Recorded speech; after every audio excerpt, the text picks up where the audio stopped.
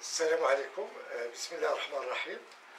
Donc, la physique nucléaire, toujours, programme du deuxième bac international, option française, sciences maths, sciences physiques et SVT. La première leçon, c'est la décroissance radioactive des exercices. Donc, on a terminé le cours, on a vu un exercice 1, un exercice 2, et dans cette vidéo, l'exercice numéro 3.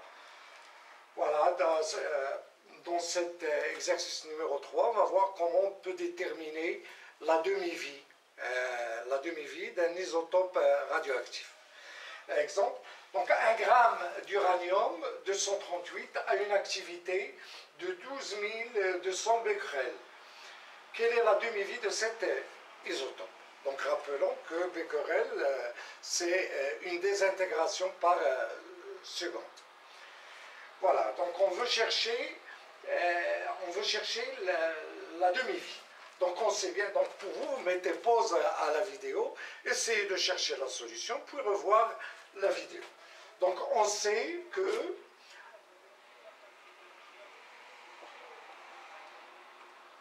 A de t, l'activité à un instant t donné, est égale à lambda fois n de t. N de t, c'est le nombre de noyaux radioactifs au même instant. Mais nous, ce qu'on nous a donné, on nous a donné 1 gramme. La masse, m est égale à 1 gramme. Donc il faut, chercher la relation entre la masse et le nombre de noyaux. Ça, on l'a vu dans l'exercice précédent. Bon, je vais le rappeler encore une fois. Donc on sait bien que la masse de l'atome est concentrée dans le noyau. Donc lorsqu'on parle de la masse du noyau ou la masse de l'atome, c'est la même chose. Donc on sait bien que la quantité de matière N de T à un instant T donné, voilà la quantité de matière de noyaux radioactifs, est égale au nombre de noyaux radioactifs, un instant, sur le nombre d'Avogadro. Au nombre de noyaux ou au nombre d'atomes. Voilà, c'est la même chose. Et ça est égal à la masse de l'échantillon radioactif sur la masse molaire. Voilà. Ça veut dire que N de T, à quoi est égal? Est égal à la masse fois Na, la constante d'Avogadro, sur la masse molaire. Voilà, sur la masse molaire de l'uranium 238 92. On va faire une application numérique puisqu'on vous a donné 1 gramme et la masse molaire de l'uranium 238 c'est 238. Donc généralement la masse molaire est égale au nombre de masses et on écrit là gramme par mol. Donc N de T est égal donc à 1 gramme multiplié par 6,02 10 puissance 23 sur la masse molaire de 138. Et on obtient N de T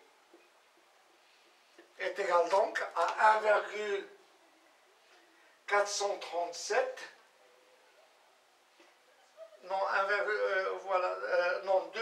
2,53 10 puissance 20 noyaux. Voilà. Donc on remplace donc là. Donc on a A de T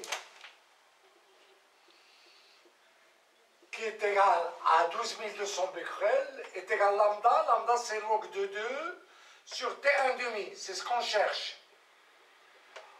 Fois N de T. Ça veut dire que T1 demi est égal. T1 demi est égal donc à log de 2 fois N de T sur A de T.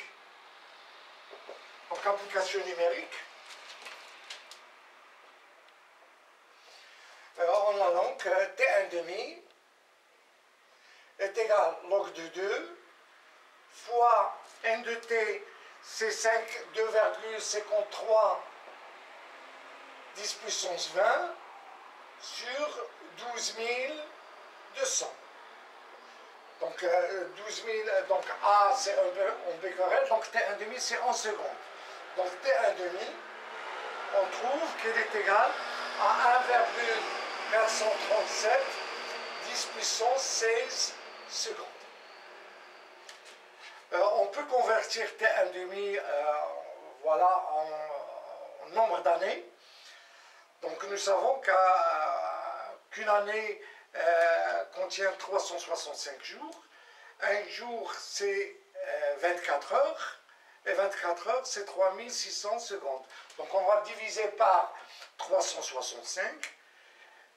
Entre parenthèses par 305 multiplié par 24 multiplié par 3600 et on trouve que T1,5 est égal à 4,56 10 puissance à peu près 10 puissance 8 ans.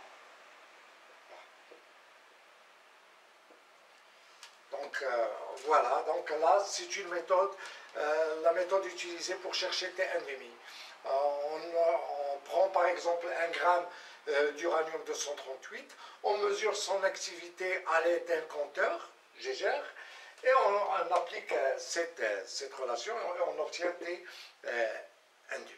Voilà. Donc ainsi se termine cet exercice. Et si vous aimez ce que je viens de faire, faites j'aime, partagez la vidéo et s'abonnez à la chaîne. Et à bientôt.